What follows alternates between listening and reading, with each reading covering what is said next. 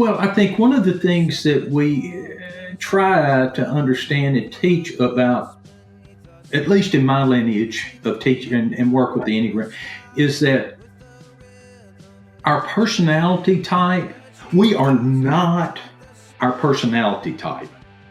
Our Amen. personality A personality type is part of who we are as a whole human. And our personality types and those kinds of things, understanding them helps us operate in the world. Hello, my name is Bill Sardin, and welcome to Circuit Walkers. I'm really excited today. We're going to be talking to Ken Pearson about the Enneagram, and I'm going to let Ken share with us a little bit about what the Enneagram is, and then we're going to just jump into what I know is going to be a great conversation. Hi, Ken. How are you doing today? Good morning, Bill. Excited to be here. And first, let me just say thank you for this opportunity to visit. The Enneagram is something that I really find useful in my life, and we'll get to talk about some of that, I'm sure, in some of the discussions. And I've seen it be very, very helpful in some other lives. And so I'm always interested about opportunities to share about the Enneagram.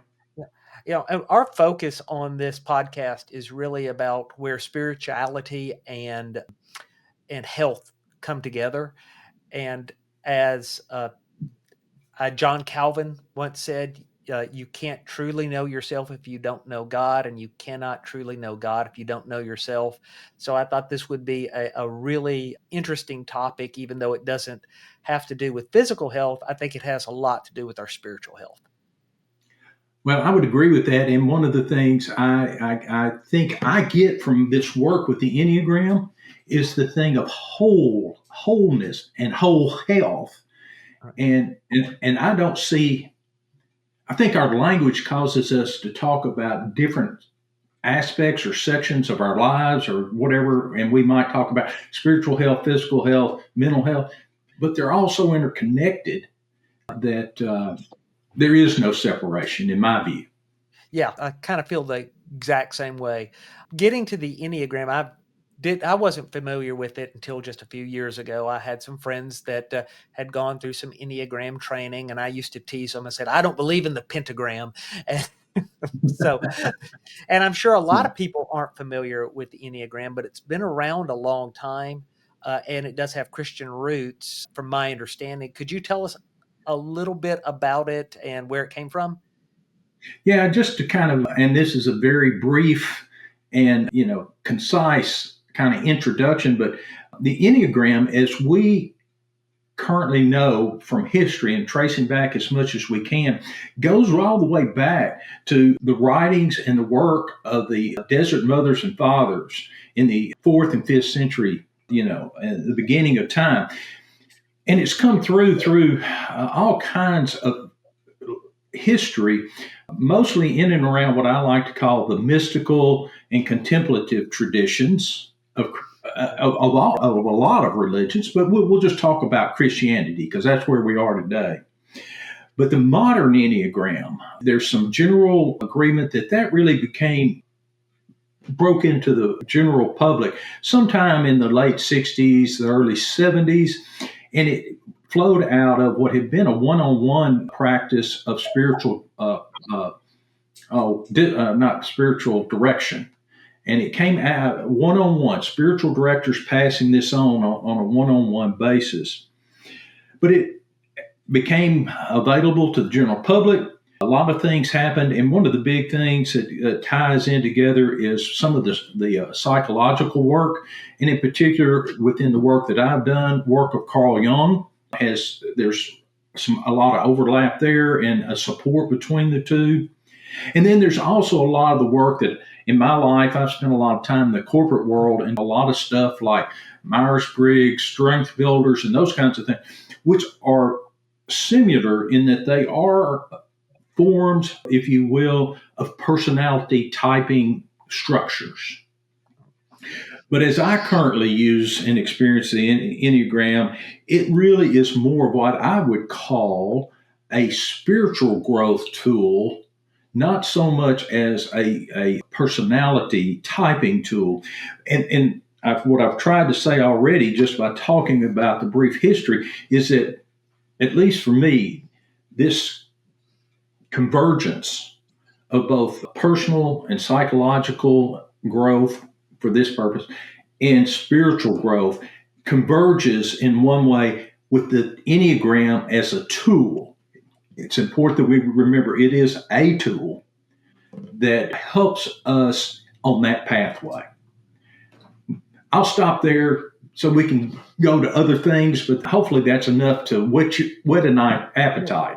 Right. In preparation, I went ahead and I read a little bit about the Enneagram and even went and took a test. And so I came out a 9. And my wife laughed and said, "Oh yeah, you really are a 9. There is no doubt about that." And so the traits, a 9's the peacemaker. I don't like conflict. I'm always trying to smooth things out and conflict avoidance. How can knowing that about myself not just help me in my career, but help me in my faith? Well, I think one of the things that we try to understand and teach about, at least in my lineage of teaching and work with the Enneagram, is that our personality type, we are not our personality type. Our Amen. personality type is part of who we are as a whole human. Right. And our personality types and those kinds of things, understanding them helps us operate in the world. And we have to be able to, as humans, to operate in the world, but it is not who we were created to be by God. The world's, I don't know, maybe society, our interactions is better language than we maybe get sometimes in a little bit too spiritual woo-woo stuff when we start talking about, the world versus whatever else. But is that there's this difference in understanding that we are created by God in the image of God, and that through our life in the world, we kind of are led, forced, guided, cajoled to modify our core God-givenness to make our way in the world. Okay. Yeah, I'm a very visual person. I like to use visual things. And when I talk about uh, the image of God in us with children, I talk about when you get a lollipop and you put it in your mouth and you drop it on the floor. That's what the world does to us. It transforms us from what we're really made from.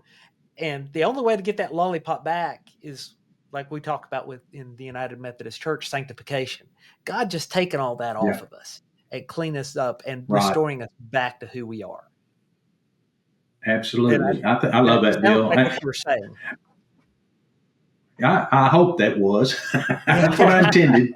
I'd like to, yeah, I'd like to have a chance to start over, clean off the lollipop and start over. Yes, exactly. Yeah, perfect. Um, Yeah. so one of the things that got me that why I was hesitant about the Enneagram initially is I see myself as a very self-aware person. Yeah. I examine myself very closely. So how is the Enneagram different than just being very self-aware? I think it probably is a matter of degrees would be my guess, is my kind of my initial reaction. But, I don't know that everybody is self-aware. I don't know that everybody has a discipline of asking questions like, why did I kick the dog just because I had stumped my toe? Right. You know, and so, but it's something, it's kind of a reaction. It's a habit that is built in, maybe in, using that example, but there's some kind of habit that is built into my life that is not really where I want to be. And so part of where the difference between that is, I think, is beginning to understand why we habitually react to things the way we do. And understanding that not all of us, And I can tell you, we'll probably talk about this a little bit more, but you've already given me some insight in addition to what brief opportunities we've had. When you say you're an Enneagram 9, according to your self typing, that tells me something because my wife is an Enneagram 9. And so I understand about a little bit about how these relationships work and what works best. Or, and obviously I'm not perfect at it, or nobody is, but I can tell you that it has enhanced the ability of my wife and I to communicate with one another. And I think that's part of this thing of knowing yourself better and knowing, like, kicking, tripping or stumping my toe triggers me to kick the dog. Well, if I know that about myself, I can maybe decrease the number of kicks the dog receives. You've said that twice. I want to come rescue your dog now, Ken. Well, here's a good thing from that point of view. We have lived with dogs forever, but our last dog left us about 3.5, 4 years ago, and we've been doing some traveling, and so we hadn't gotten another dog yet. But it's on the agenda. It's on the agenda. So, just out of curiosity, you said your wife's a 9. What are you? I am a 2, which a 2. The 2 is a giver, or one.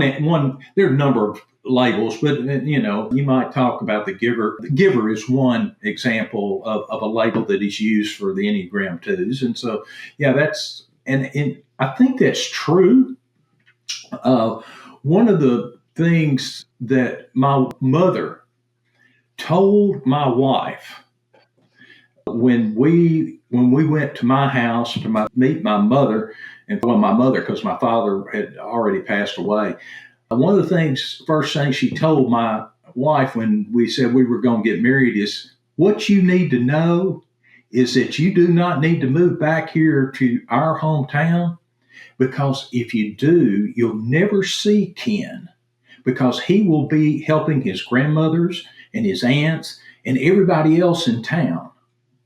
And you will she didn't say you'll get the short end of the stick, but that's the message she was giving. And so that's one of the things I've learned, about myself, is that my personality is such that I give to get, really. I give to others to get the personal satisfaction. I give to get the personal uplifting that comes from giving to others.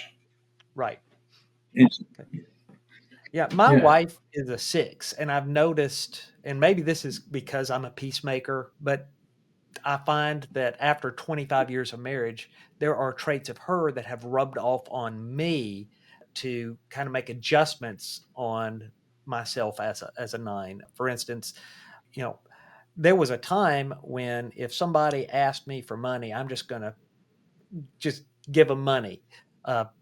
Now, because I've been married to a 6 for 25 years, I now turn to him and go, I don't have any money to give you for food, but you know what? I'm about to go in this restaurant. You want to come in here and eat with me, and I'll buy you lunch. It's that skepticism that she naturally has that I don't, has rubbed off. I mean, I think that's a strength right there. And I do, but one of the things I would add in that is that we should never forget that while we type ourselves, or and somebody types us, or we type ourselves, or whatever it is, that doesn't mean that we don't have some of every other personality type in us, because we do. Right. And it's some of that. I think it's some of that personal interaction over time.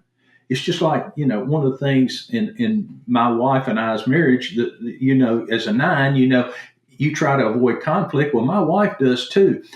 But one of the biggest conflicts we have every time it comes up just about is we decide we're going out to dinner. And I say, where do you want to go? And she says, I don't know.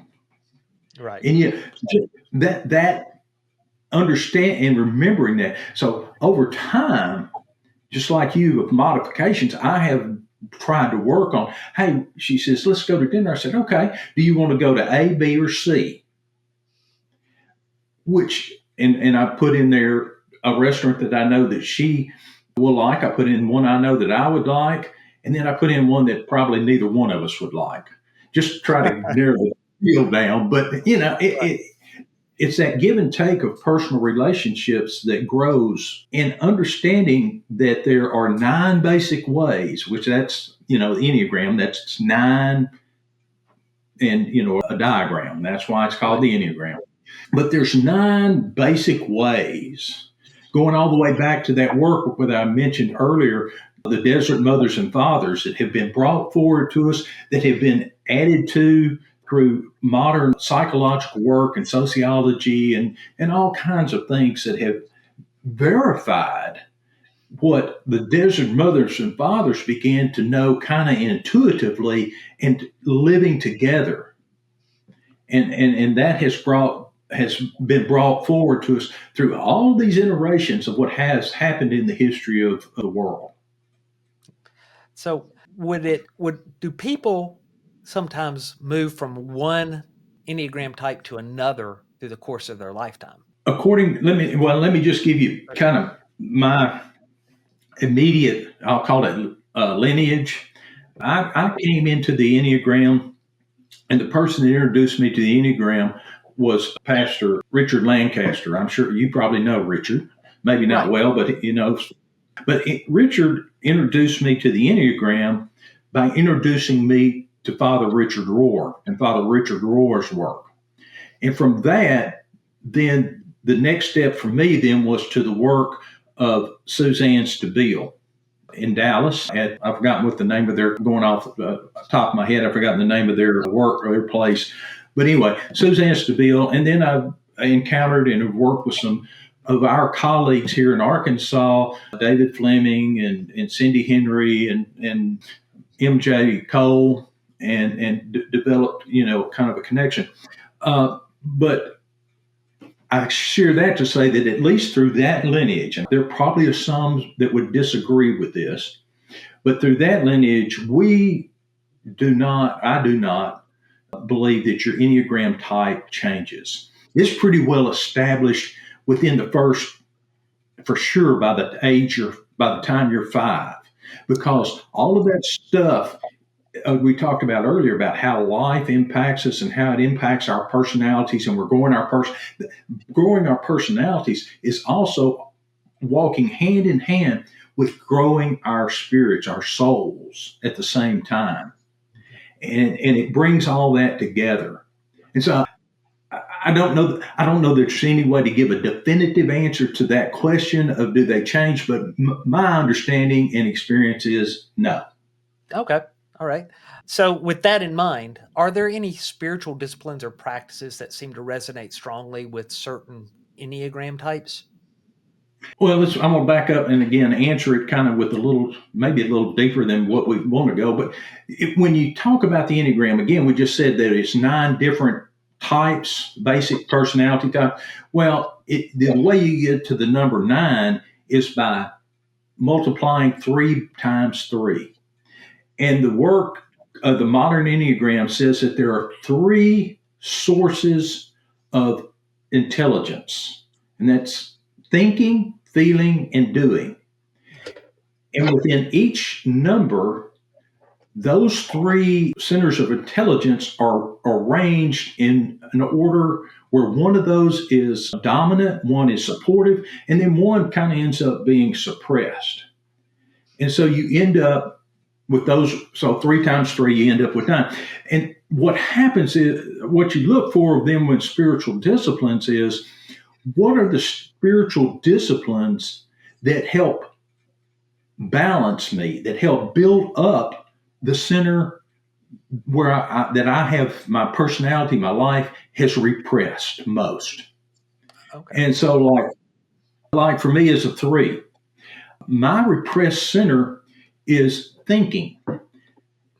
And we don't have time today to go into all this, so we'll just talk about my example. But when it says it's not that I don't think, because I do, but a lot of my thinking is non-productive because my dominant center is feeling. So where I'm thinking most of the time is about relationships and not necessarily where I need to be thinking like, you know, about logical things.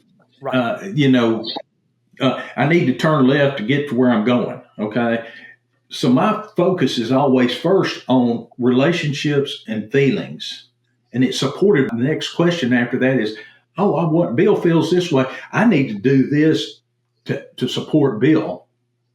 Right. And then it's like, and then it comes from, well, does Bill really want my help? Yeah, it takes me a long time to get to the rational part of it because that is my repressed center. Right. Right. It's Is kind that of like, is that yeah, no, I completely, you're speaking my language because, I'm the person that there's three of us talking about doing something and I really want to do this, but the whole time I'm thinking because I'm the peacemaker. Yeah, but they probably don't want to do that. Let me figure out how I can enjoy what they want to do, and then I'll go ahead and do that. You know, and so yeah, one of the things I've really worked on, and I'm not sure what spiritual discipline will help me with this, but as a peacemaker, I only have two gears. I'm Mister Laid yeah. Back, or I'm a jerk, and that's when I get to my unhealthy state, I'm a jerk. And Wait, so I'm trying to find that middle gear. I'm not sure what spiritual discipline might help with that, except maybe meditation and contemplation. yeah. So let me back up or expound just a little more, if you will. I like to work with, and I really got this from someone else, but you may be, I don't know if you know the name James Finley or not, but he works through Richard Rohr's organization, Center for Action and Contemplation. But James is a psychologist and a spiritual director. And James defines a spiritual practice as any act habitually entered into with your whole heart as a way of awakening, deepening, and sustaining a contemplative experience for the inherent holiness of the present moment. Now, that's a long kind of thought out, long kind of way of explaining it. But that thing of why we enter things, and so like my if one of the things as a two that I have to work around and think about as this giver in those things is I also happen to be a perfection or well, I can be towards a perfectionist at times. And so I have to worry about that or work on that. I won't say worry about it. But again, Suzanne Stabile, as one of my mentors, she talks about how we as perfectionists, in this thing of spiritual disciplines, maybe for us is we make the enter into a discipline of never going to anything but a discount grocery store because that way we're acknowledging we don't have to have the best, the most perfect of everything, and understanding that God provides in what we need without it necessarily being in perfection. So Okay. I think so when we think about that thing of spiritual disciplines, the thing that would like a nines tend not to be action oriented. So your thing of taking on this discipline of walking and walking, almost, if not every day, that's an action oriented discipline. And I Right. bet you're finding some things in that discipline that are helping you connect with God that maybe weren't there prior to entering into that spiritual discipline. Oh yeah, my prayer life is much better when I'm walking. I remember in college I cleaned buildings as a part-time job, Yeah. and the vacuuming was such a wonderful spiritual discipline for me. And I think it Right. was the white noise, honestly, and the repetitive action, but it really did connect with me.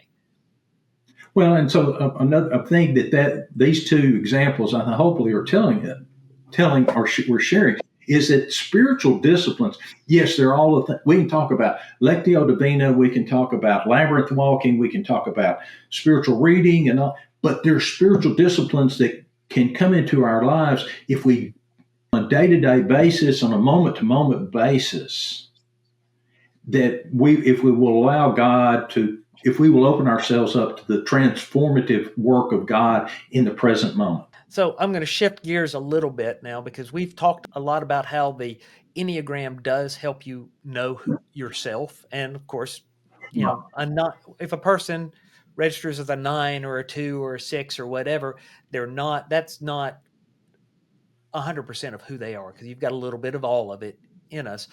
Right. But have you had the opportunity to read our colleague's book, Michelle Morris's Gospel Discipleship? I have not read the entire book. I have read, well, I take that back. I think I have read the entire book, Yeah. but but I do like it. Yeah. And And I think I found that helpful, and I thought it might be a good, to me, it feels like a good companion to the Enneagram, because it does tell us some other things about ourselves as it well. does. It does, and I've had portions of this conversation with both Michelle and David Fleming, and I think with MJ Cole. Right. And, sometimes for me, at times, I kind of get caught up a little bit. Okay, how am I going to take the four gospel types, if you will, Right. the focus of the gospels? And, well, let me add, I'm a CPA by training, okay? That's what I did.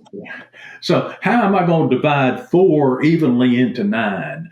Right. There's a little of that happens with me, but I do think, especially when you think about trying to be conflict avoidant as a 9, or being a giver as a 2, and how those that shows up in the way that we have received the life of Christ through the Gospels. I think we can find that in there, and I think we do find that Right. in there if we will open ourselves up again to allowing God to speak to us through our lives with that as a companion volume, if you will. Right. Yeah. The thing that really stood out to me when I was reading that was that I tested as a Matthean, which one of these people that if nobody's going to do it, then I'm the person that has to go do it. And then I see, oh, that really is conflict avoidance right there in many ways. Yeah, So and if I remember correctly, it's been, and I have to admit, I've intended to go back and do more work with it, but it's been probably 4 or 5 years since I read Michelle's book. But if I remember correctly, I think I landed as a Lucan, and right. so, and I've forgotten exactly why I landed there and all that kind of stuff. But I do know that I was convinced that there were some parallelisms, some relationships between those. And again, therefore, it brings us another tool, just like Right. the Enneagram is not a religion. It's a tool that Right. helps us do what we need to do to be in a deep and productive relationship with God. Right. Because as John Calvin told us, in order to know God, you must know yourself, and in order to know yourself, you must know God. And with that, I told you we'd just talk about 30 minutes, but I do have a couple of questions I ask everyone, or at least one question I ask everyone, and then I have another one that I adapt depending on the topic. First is, if you could discover the Enneagram type of any character in Scripture, which one would it be? There's the joke that, at least in my circle, is that the easiest answer to that is I'd want to know for sure that I understand the Enneagram type of Jesus, and that Jesus is a 2. But that's really, but not, but actually I would, think that Jesus is is the perfect example of all. But the one that intrigues me is Mary, the mother of God. And I think she intrigues me because there's some things in there that would appear to be juxtapositions. She seems to be what little bit we have, meek, mild mannered, but yet so strong. Mm-hmm. And so understanding that and understanding how in a male dominated society and world at the time, how that strength worked in the world and was displayed, and how she managed to walk the path of life in all of that going on. So the life of Jesus's mother intrigues me. Yeah, mine would either have to be Peter or King David, because those are the two most fleshed out characters, I think, in Scripture. They're the most Right. human. We see their Yeah. flaws and they're good. Okay, so my last question, and this is the one that stumps everybody, so be prepared. Okay. What's your soul's theme song? Well, I really have an answer for that. And I'll tell you why I have an answer for that is because of my involvement in spiritual direction, as a directee, and involvement in which I'm sure you're at least familiar with, Academy for Spiritual Formation. But in spiritual direction, for sure, the opening question in one way or another of every time you go in to meet with your director is, how is it with your soul? And over the last 2 or 3 years, my answer has been a modified version of the title of one of the most well-known hymns. So my answer to that, my theme song these days is, "It is well with my troubled soul." And I think that comes from there are things in the world that trouble me. Right. But yet there is the assurance of God's presence in my life, walking beside me, and developing new relationships, just like ours is to begin. Because really, we didn't know each other at all, other than by face, probably until about 2 months ago. Correct. Yeah. And I, after today, now I feel, of course, I'm a relationship person. I can now say, I understand. I got a feel for Bill. He's an Enneagram 9, and he's a good guy. And I can say Ken is an Enneagram 2, and he is a wonderful man who's very giving. Yeah. Well, I hope so. Yeah. I hope so. But I think that I really do think that I like that question, because I do think it challenges us to go back and do that thing of self-observation and reflection, and beginning to look at how we habitually respond to things. And if there is a core spiritual practice of working with the Enneagram, it's that thing of self-observation and contemplative reflection, which means basically, why did I do that? Is that what I intended to do? Right. Yeah. And I've discovered, asking this question, that the answer to that question really depends on the moment. It really depends on the moment that we're in. Yeah. Yeah, I think it does. Well, Ken, if people want to connect with you, how can they do that? Probably the easiest way to do that is to email me at Ken, Pearson, Pearson, at arumc.org. That's Ken Pearson at ArkansasUnitedMethodistChurch.org. And we'll include that information in the description. Thank you so much. It has been a pleasure. I've learned a lot, and I really have enjoyed getting to know you a little bit better today.